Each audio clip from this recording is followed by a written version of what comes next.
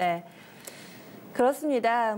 지금 일본 증시 같은 경우 상당히 좀 큰 폭으로 하락하는 모습을 나타냈습니다. 사실 일본 이 외무 상황 같은 경우 지금 일본 내부적으로 일본 경제가 크게 영향을 받지 않는다라고 얘기했음에도 불구하고 사실 좀 증시가 2.36%니까 급락으로 매체들도 표현을 좀 많이 하더라고요. 우리는 1% 안팎으로 밀렸으니까 상대적으로 선방은 좀 맞는 것 같은데 왜 그런지 이 부분이 좀 궁금하실 겁니다.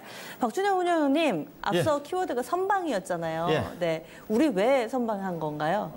일단은 이제 오늘 추가적으로 나온 악재는 전일 트럼프 대통령의 중국에 대한 추가 관세 부분 자체가 예상치 않았던 부분이거든요. 그렇죠. 또 화이트리스트 배제는 거의 다 알고 있는 악재입니다. 또 북한의 미사일 발사는 악재라기보다는 이제 어떤 연례적으로 항상 그렇거니 하는 악재였거든요. 그 현실도 사실 좀 슬프지 않아요? 너무 자주 쏘다 보니까 우리가 그렇죠. 담담해졌다는 게. 예, 그렇죠. 그런 악재고. 근데 저는 화이트리스트와 관련된 주가 하락이라고 저는 보고 싶지는 않아요. 충분히 조금 전에 거의 받아들일 것으로 예상을 했던 부분이었기 때문에 미중 무역 분쟁에 관련된 추가적인 관세 부분 자체가 오늘 국내 시장에 영향을 미쳤고 또 일본 시장에서는 추가적으로 그 부분 자체가 영향을 미친 게 아닌가 좀 볼 수가 있을 것 같은데 우리 시장이 이제 덜 빠졌던 부분 자체는 어느 정도 그런 악재들이 선반영됐다. 미국과 중국 간의 트럼프 대통령의 추가적인 관세 외에는 조금 전에 미사일 발사 부분 자체는 악재로 뒤집힌 부분은 아니니까 결국은 그런 부분이라고 좀 봐야 될 것 같고 이제 우리 시장이 덜 빠졌던 부분은 딱 저는 확실한 부분이 이겁니다.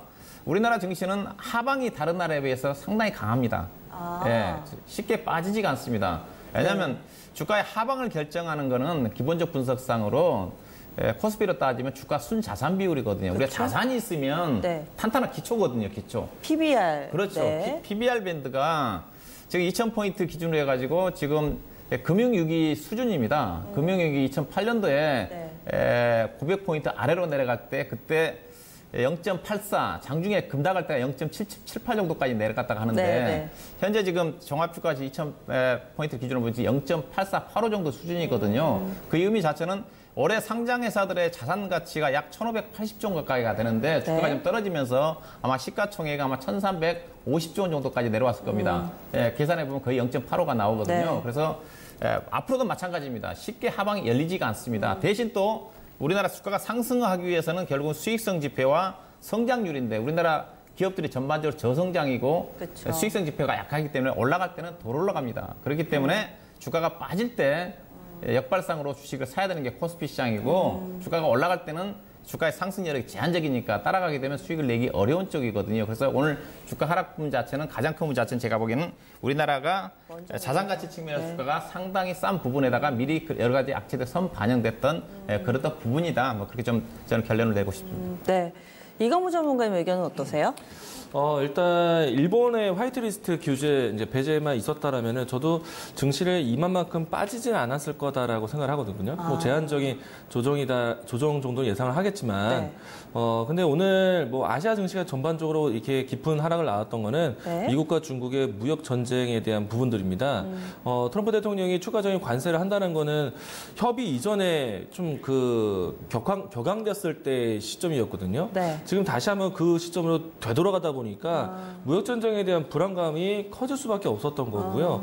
또 여기에 화이트리스트가 사실 기본적으로 화이트리스트만 부각이 되었다라면 우리가 어느 정도 좀 예상된 내용이라서 조금은 심리적인 이 방어 의지가 좀 있었을 텐데 악재의 힘을 더 키운 것 같기도 하죠. 근데 우리가 오늘 하락했다가 다시 반등하는 요인들이 어떻게 보면은 일본이 가장 타격을 주는 반도체 디스플레이, 특히나 이제 반도체 쪽에서 어떻게 보면은 이 바닥론이 다시 한번 불고 있었기 때문에 오늘 시장 반등 나왔을 때 SK 하이닉스, 삼성전자 물론 빠졌어요. 그런데 주가 마감을 보시게 되면은 양봉으로 마감을 했습니다. 그러니까 두 종목에 대한 업황 하방에 대한 부분들이 연출되다 보니까 두 종목만으로도 지수 반등이 같이 나왔다라고 보시면 좋을 것 같고요.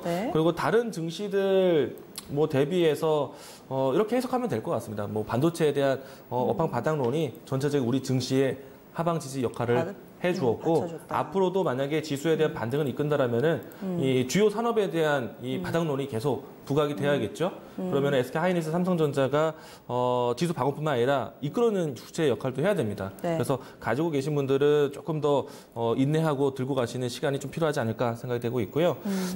사실 일본이 크게 많이 빠졌죠. 그러니까요. 우리가 오늘 이런 상상도 하셨을 거예요. 네. 일본이 더 많이 빠지고 우리는 잘 안 빠졌기 때문에 네. 이 화이트 리스트가 커지게 되면은 우리는 괜찮은 건가? 라는 생각을 할 수 있는데요. 사실 일본의 입장에서는 우리나라 규제하는 게 일본 기업들이 수출을 못하는 내용들이잖아요. 그쵸. 기업에 대한 실적이 어려울 수 있기 때문에 이 아베 총리에 대한 이야기 자신감만큼은 기업들에 대한 자신감은 아닐 거예요. 불안감이 생길 것이지. 그래서 그 부분들이 좀 차이가 나서 일본과의 증시 차이가 좀 있었다라는 것 좀 짚고 넘어가 보도록 하겠고요. 대신에 화이트 리스트에 대한 걱정보다는요, 미국과 중국의 무역 전쟁을 좀 더 걱정을 해야 되는 시기다. 왜냐하면 환율에 대한 변동도 이들 문제들 때문에 생겨났기 때문에 저는 지금 자리가 완벽한 양봉은 나왔지만 완벽한 저점이라고 보진 않거든요.